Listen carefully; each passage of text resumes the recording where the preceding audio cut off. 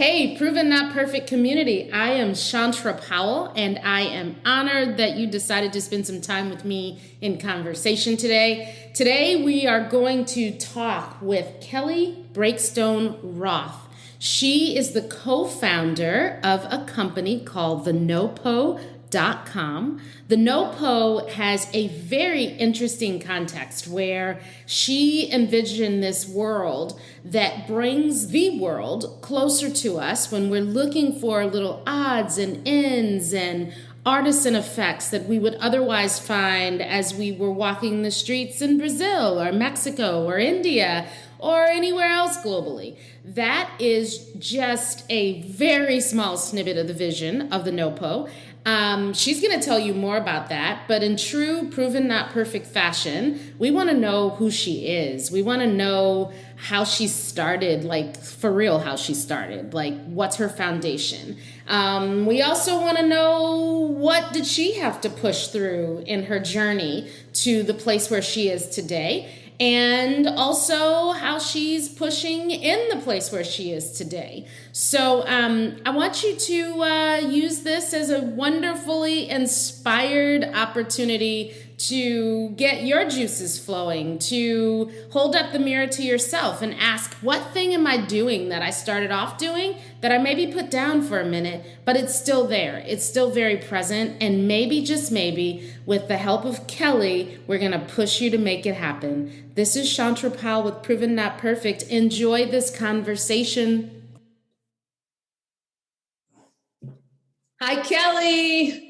Hi. I'm here with Kelly of the Nopo.com. And if you don't know what it is, you're going to know what it is by the time we finish talking because it's pretty cool. It's pretty clever. Kelly, it's so nice to spend time with you. We've tried to do this for a couple weeks, haven't we? We have. First of all, I just want to say that your energies are so great. This is exactly what I needed right now at the end of the week. So it's great speaking with you. Thank you for having me. Oh, you're so welcome. Well, thank you. Let's jump right in. So I want to tell everybody who you are, Kelly. First and foremost, you are Kellogg alum, right? So Kellogg School of Management, shout out to Kellogg, the #1 business school. There is no other. Purple hearts always. But you're an alum of Kellogg. And so I want to start there. Why did you choose Kellogg? What were you looking for there and what'd you get? Okay. It's a great question. I actually joined the executive MBA program. I was 38 at the time, so it's just 3 years ago. And I knew that I needed to, there had to be a shift in my life. I was at the point where I felt like I need to challenge myself again, reinvent myself. I was trying to do something that was super creative. I was working for government for a very long time, and I felt that I just needed to expand my network and just the way I was thinking, because I was in such a very, I guess, like tight system where, you know, people think the same and do the same. And I just really wanted to explore what else is out there. And I felt that Kellogg would really give me that, the opportunity to explore, you know, who I am, what I want to do, meet incredible people that can inspire me. And that's what I did. So wow. And where were you living at the time? In Israel. So yeah, right. I love that Proven Not Perfect is like across the world, right? Like that's the whole beauty of this whole conversation that we're building here. That's fantastic. So you were in Israel. Did you actually do your Kellogg program in Israel? In I think it's Recanati? Right. Yeah. So I was in the Kellogg Recanati program. Fortunately, for the first year, we had a lot of opportunities to travel and participate in global electives. The following year was already COVID, so most of the classes went online.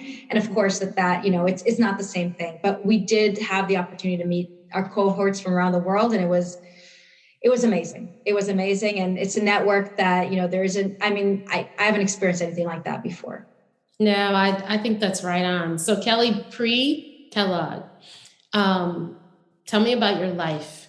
So this Proven Not Perfect platform, full disclosure, is like all about me telling the world how I tried to tackle being all the things and with this really perhaps naive perspective that I could just do them all perfectly, right? Mhm. I believe you have some babies too, right? Yeah. So tell me a little bit about what have been the very important parts of your life, the different Wow. segments.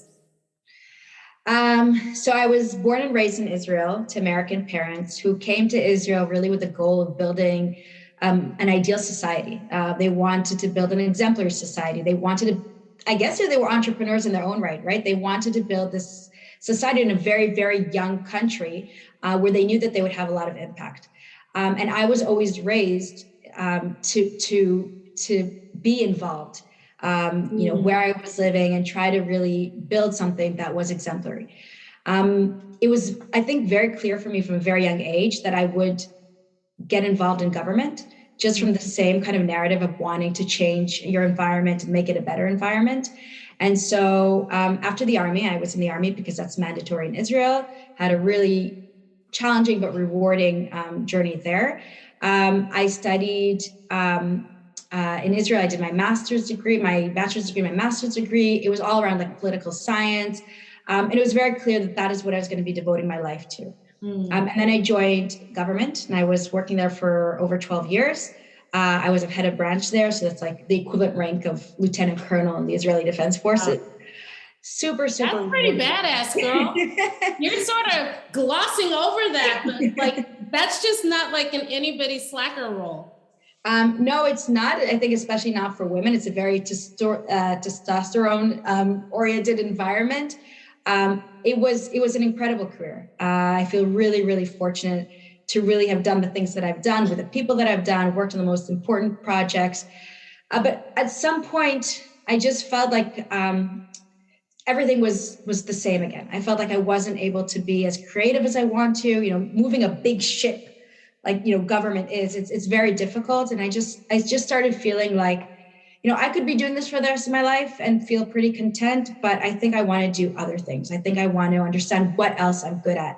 And I started looking into different things that would be interesting for me. And as part of that transition, I joined the executive MBA program. So that really gave me the opportunity to look at things in a much wider perspective, wider lens, and then decide that it was time for me to do something else. So I had the feeling that I accomplished a lot in my previous career, loved what I was doing, and now I'm ready to do something completely different.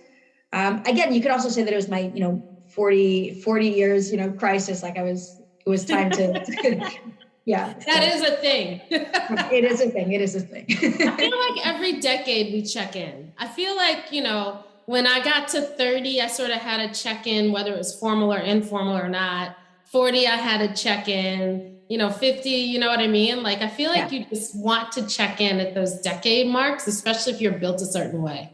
Absolutely. I mean, it's like anchors in time, right? Where you kind of like, because we're in a rush where we're running around like crazy. And there are little moments in time where we can hold on to and say, wait, is this still, where I want to be going? And not just continue the drift, but just be like very proactive in making decisions and life choices. And it was also the time where I had already given birth to my 3 daughters. So my youngest at the time was 1.5. So she was starting to walk. She was starting to get her independence. I wasn't needed as much as a feeding machine. All of a sudden, that it really allowed me to kind of say, okay, now I can really reinvest in myself and decide what else I want to do. Yeah. So reinvesting in ourselves and even reinventing, it takes a little bit of intention, but it also takes a little bit of tapping in to kind of what we're feeling at that moment. What we either feel we need to compliment about ourselves, what we need to fix about ourselves, what we need to build. What would you say were the emotions that, as you were kind of thinking about this next phase, what did you feel? Was there a gap? Was there just something that you felt like you just needed and wanted to have? Like what drove you to think about something different? There were a lot of different things. I think like creativity is probably the core of it all. When you start doing things, no matter how wonderful they are, but you keep on repeating them, you start feeling that excitement that you have when you're creating something that's completely new. And I was starting to feel like I was just doing the same thing all the time. And I just really wanted, when you're doing something creative, like all your senses are there, you're in tune, you're alive, you're feeling alive. It's exhausting, by the way, because everything is alive all the time. Being an autopilot is something that's very comforting and very relaxing. Yes. And being in that creative space is something that requires full attention all the time. And I'm still feeling that, by the way, 3 years into this journey, that I'm still always everything. I was so alert, which is amazing, but it's exhausting as well. Yeah. But at the time when I really had to take the leap and decide, to quit my job and to start my own company, there was a lot of fear. So let's talk about that. Starting your own company. So here you now are at Kellogg, and you are meeting new people. You're expanding your network, and probably that creative juice is starting to pop, right? And this idea comes. Tell me about that part, right? Because you're not doing this by yourself. You've got a partner, right? I'm not doing it by myself. I have an incredible co-founder, which is, I feel like I won the lottery there. I think a lot of stars had to align. And I don't think that when you start your own company, you're never really doing it on yourself. You have to have some sort of support system. So of course, my co-founder, and I'll talk a little bit more about her in a second, but my husband, who was super supportive of this, and he's really my equal partner in raising our daughters. And without that, I couldn't have done that. I'm very fortunate to have my mother and my father there to support me. My brother is an entrepreneur, and he's been a personal mentor of mine. So I have really been privileged. I don't know if I would have been able to have the courage to take the leap without this incredible support system. And with regard to Shani, I think Shani is my co-founder, who I also met at the executive program. We became. What did that look like? Hey, Shani, I'm Kelly. Let's start a business. So I have to say, the first time I saw her was like love at first sight. Like, she was this super chic, super charming young woman. There's 8 years between us. So accomplished. Like, she walked into the room. She was so social, but like in the most authentic way. Like, I completely fell in love with her. And I knew that I wanted to be in her presence. And it turned out very quickly that we were both the aspiring entrepreneurs in the room. So there was no one else from the whole program in Israel that was like their aspirations. And so very quickly we became each other's confidants, talking about different ideas, brainstorming, just getting each other's feedback, picking each other up when things were going wrong. It wasn't clear that we were going to be doing something together, because in the beginning, it seemed that we were interested in very different domains. But the more we got to know each other, the closer we got to be, the closer we were, it became clear that the next big thing we want to do together. And then, it still took a while until the idea and the concept of the Nopo came along, and we understood that we can actually really fulfill each and every one of our aspirations within this venture. It really reflected both of our passions, our skill sets, our experience. And we're lucky, I guess. We're really lucky.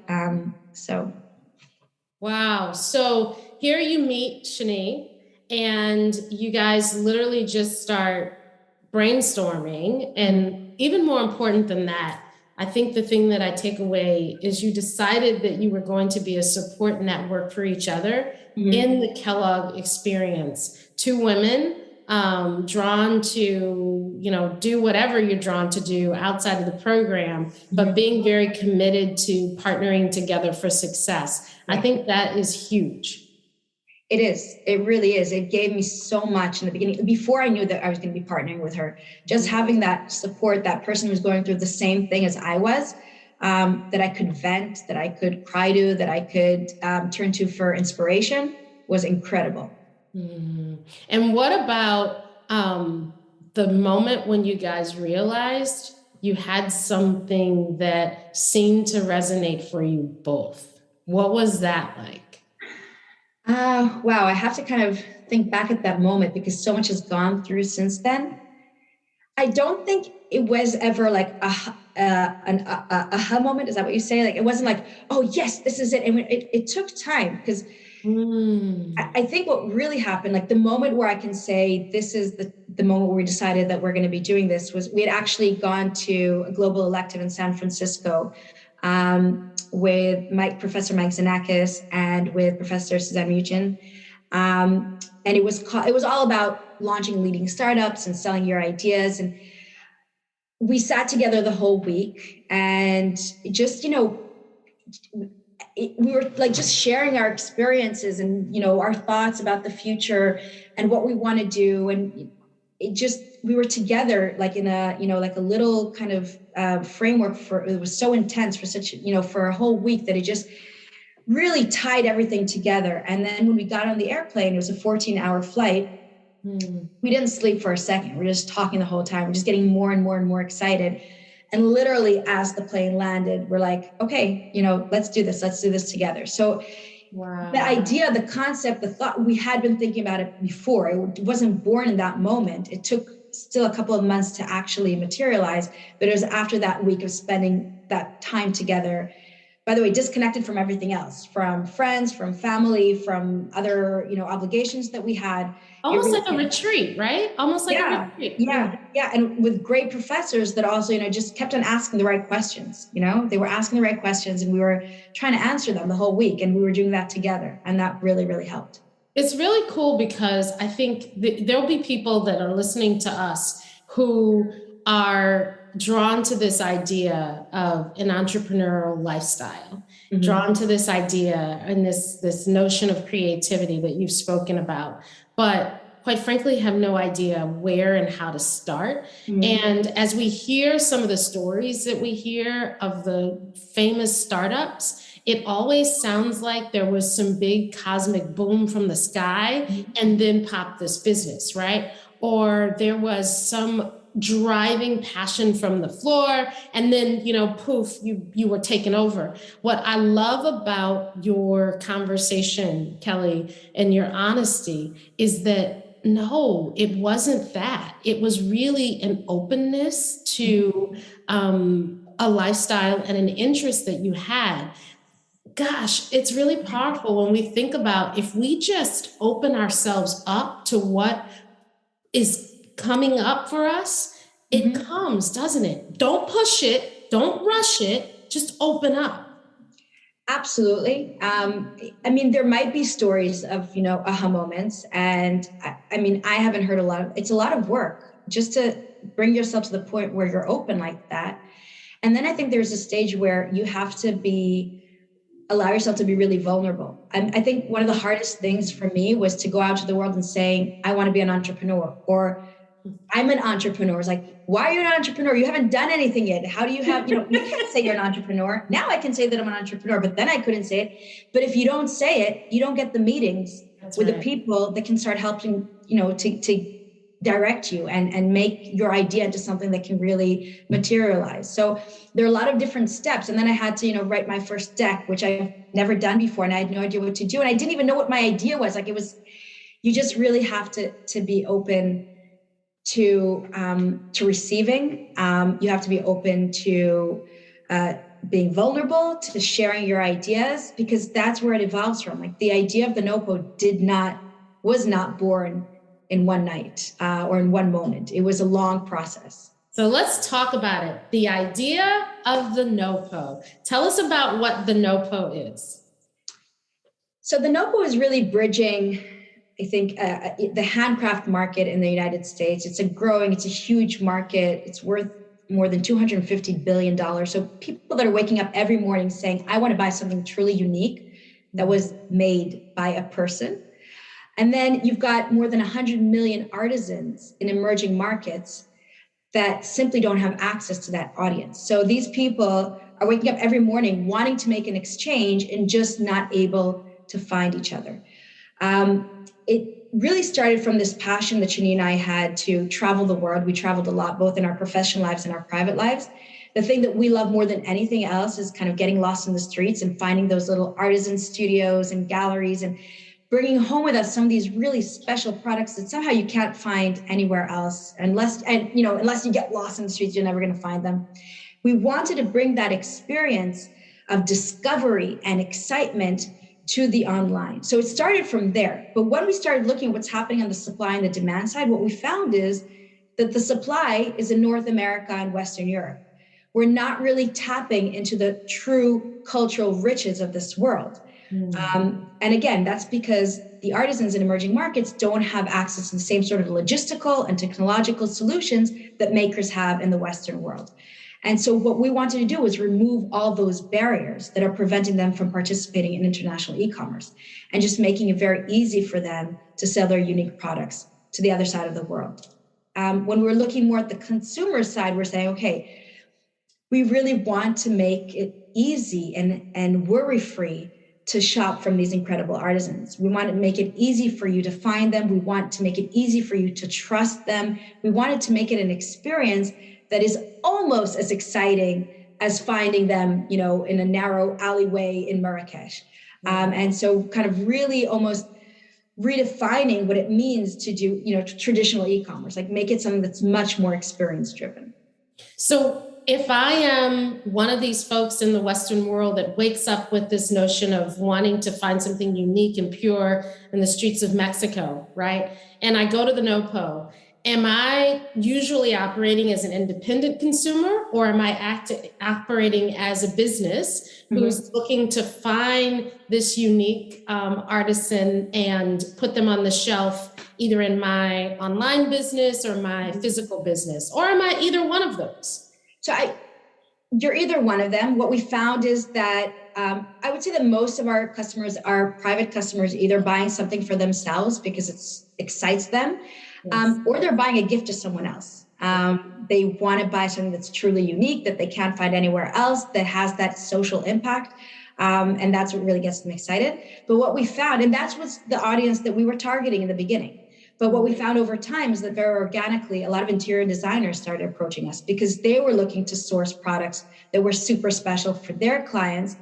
You know, that's something that kind of like evolved like very naturally. So today, it really is a combination of private consumers and interior designers. Wow. And then how hard is it to attract the artisans to even the exchange of the Nopo?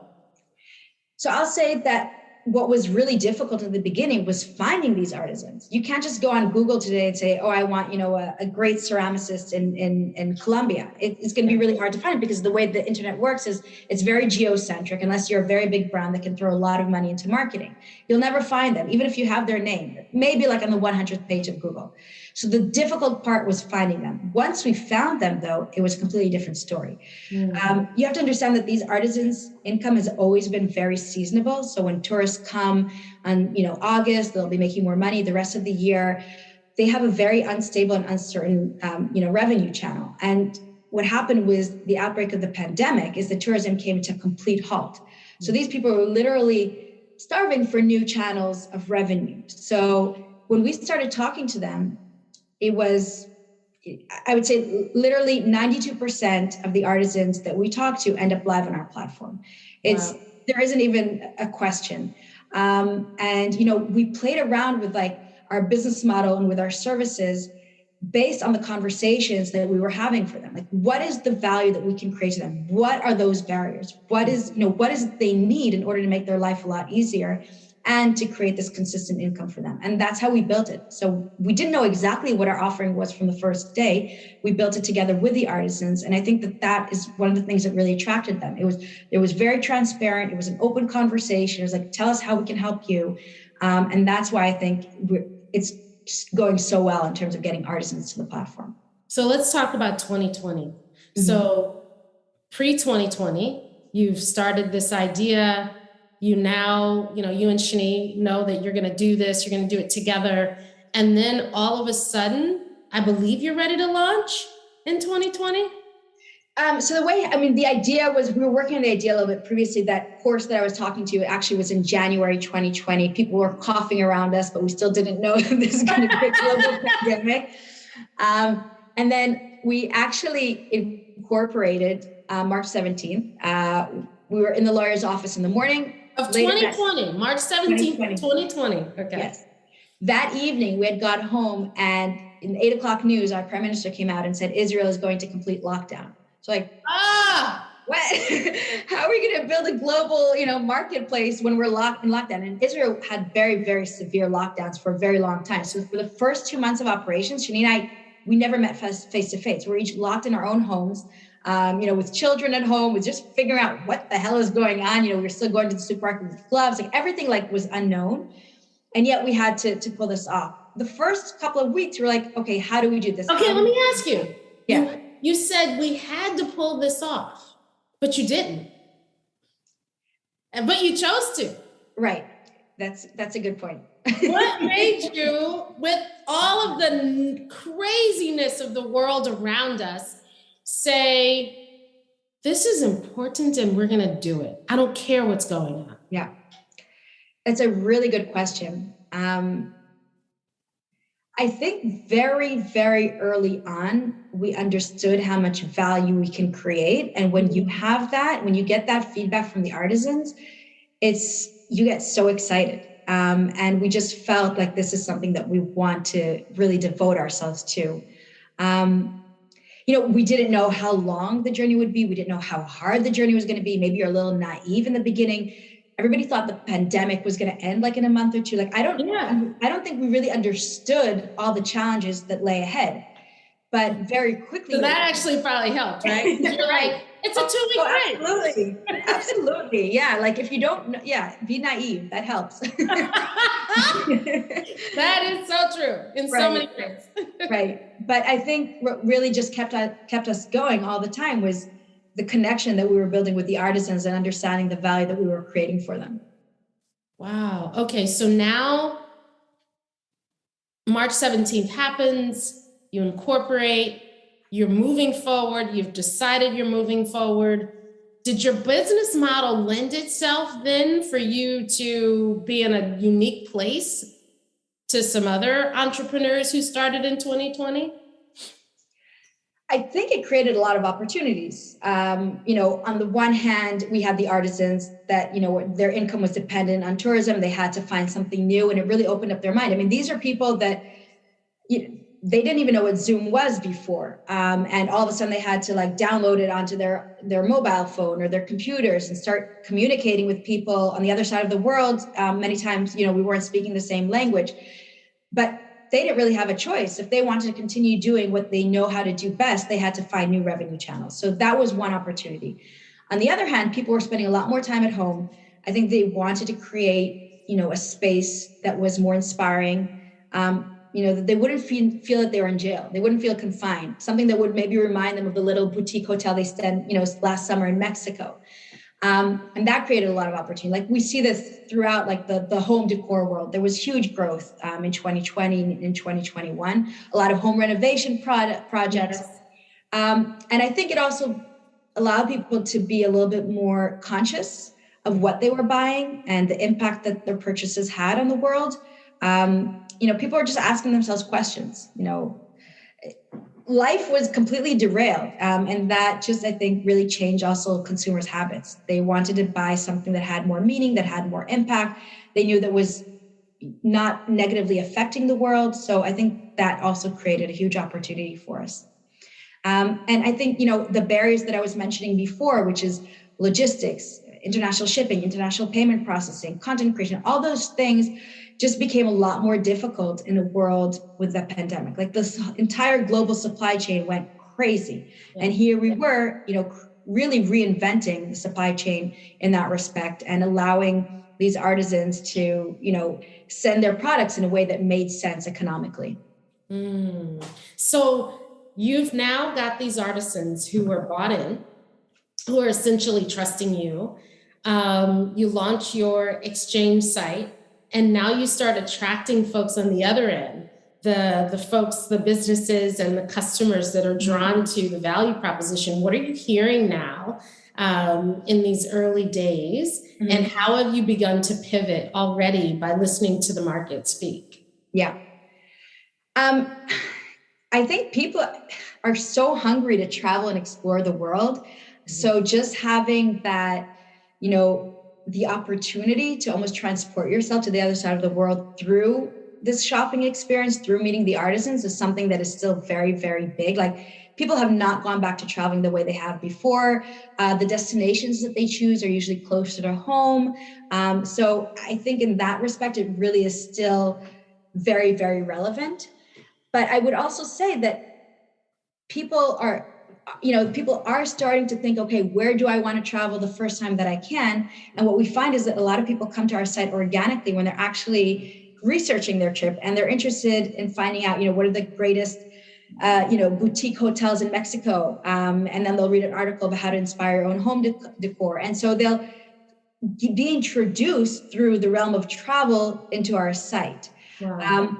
And what we found was also when we started speaking to the artisans about this is that they are really eager to have some sort of certificate from the Nopo that they could put on their front window. Wow. So when people do start traveling again, I think we've all experienced it, right? We're walking through a foreign destination. We don't speak the language. It's very hard for us to evaluate what's high quality, what's not, what's poor quality. And just having that stamp saying, yes, this artisan has been vetted. You can trust them 100%. It's fair trade, it's sustainable, materials and so forth, gives you that, that security that you need to make the purchase. That is true. And in fact, if you also know that you don't have to carry that tagine or that carpet with you throughout your entire trip because the Nopo is going to manage the logistics and the product will be waiting for you when you get home. That's amazing. I mean, I've done that. Like I've carried like these huge bags. It was, or through airports or like these huge products. So I think that when people do return traveling the way we have in the past, and I hope that's going to be really, really soon, yes, the Nopo is actually going to explode because people are going to be coming from all sorts of different directions to the site. That's where they're going to discover us. When they get back home, they're going to want to buy something that maybe they saw in the market for a good friend. They'll know exactly where to get it. I think it's just going to work to our favor. So. Wow. So yes, it's going to happen. We're going to be traveling, we're going to be going, and we're going to be looking out for the Nopo. So I'm hearing not only are you creating this two-way exchange, but you've also moved forward in thinking about the certification process and the quality assurance that comes with knowing that you're working with a Nopo certified artisan. That's pretty amazing. Yeah. Who do you partner with? Like if you could just wish your way into a wonderful strategic partnership, is that, a Starbucks? Is that a Hilton, Marriott? I mean, is it all of those things or none of those things, right? Like, I'm curious about, who knows who'll be listening to this and who'll pick up on the stream of idea. Absolutely. I think what's really unique about the platform is really that sense of discovery and exploration. So everything that comes with the world of travel, I think is incredibly relevant, whether it's media publications that focus on travel inspiration, whether it's, little boutique hotels or larger hotel chains that are really trying to create a different experience for their customers, then that would definitely be a super interesting collaboration for us to explore. Wow. Well, Kelly, I know it's coming, right? The interesting thing about 2020, you talk to some people and they literally took it as an opportunity to maybe take a break. And you talk to others who took it as an opportunity to lean into callings, right? In a big way. And I kind of believe that those folks that leaned in really planted some seeds that are just even starting to show what they're going to become, right? And the Nopo, certainly you followed your dream, you and Shani, and you're making those things happen. And I think that's pretty outstanding. How do your children feel? How do your girls feel? Do they know that mom's like a baddie doing business stuff, or are you just mom? No, they're very much aware. I mean, it hasn't always been easy for them. I work a lot. And I think in COVID, like all boundaries kind of disappeared. It used to be that I would work, and even if I came home very late, their day was full. And then I would come home and I'd read them stories and cuddle with them and put them to sleep. Now I was home all the time, but the door was closed and I was on calls. And that can be very, very confusing for a child. So it was not easy for them. That being said, they are my biggest ambassadors and greatest ambassadors. Sophia, my oldest, wants to take hold of our Instagram account and constantly taking pictures of products that I have at home. It's like, we have to put this on Instagram. And my youngest, who's now 4, walks around the house, says, this is Nopo, this is Nopo, this is the house of Nopo. They're big fans. And, there's always, I think, this kind of balance. On the one hand, you want to be the mom for that, for their childhood, who's with them and playing with them. And I do try to create time for that. But then you also want to be the mom that they will need as adults. Yes. Going into the world and, making their own dreams come true. And I think at that point, they're going to need a mom who who has done that, who can support them, who can, relate to their challenges. So I'm always trying to live the moment and be the mom they need right now, but also not feeling too guilty, because I know I'm also building a mom who's going to be relevant for them when they're older. So it's right on. There's nothing like what they see us do. Right. And I think we misunderstand sometimes that they are resilient and they're watching us and they're gaining so much and seeing how we navigate the craziness of this world, right? Yeah. It's part of that thing of doing it all, right? Absolutely. Yeah. Oh, and they get a lot more time with their dad, yes. Which is amazing. It's yes. And they get something different from him than they do from you. Absolutely. Yeah. Absolutely. They needed both. Yeah. Wow. They're blessed to have it both, right? Yeah. Not everybody does, and they do just fine. Yeah. But I think having multiple perspectives that help to shape you is always a gift. Absolutely. Yeah. I think it's harder probably for me than it really is for them, because I'm missing out on these precious moments that, they're so perfect and so cute and so sweet. And time really does fly by. But again, I try to find those moments where I'm 100% present and just enjoying. Sometimes I have to, actively remind myself, like I'll walk my daughter to her daycare. And I'll say to myself, I'm now walking my daughter to daycare. I'm holding her tiny little hand and we're singing songs. And this is an important moment and I need to, really be in it. But you have to be aware of it. Yes. Oh my God. There you go. Right there. You're winning. Kelly, this has been absolutely amazing. Thank you for sharing your journey. Thank you for sharing the Nopo story. And thank you for inspiring us to take those little inklings inside of us that say something different is there for me. And I'm courageous enough to jump in and do it. I think that's the big takeaway that many people will get from hearing your story. Yeah. Thank you so much, Andres. Thank you for the opportunity. I love talking with you. I think I told you this the first time we spoke. There's something about your voice that is just so comforting and reassuring. And I'm so glad. I mean, you have a gift and I'm glad that you're using it for these conversations. Oh, thank you so much. Thank you. Shout out to Kellogg, Big Purple Hearts. All right, Kelly, we'll be talking again. You're not losing me, girlfriend. Thanks, Chandra.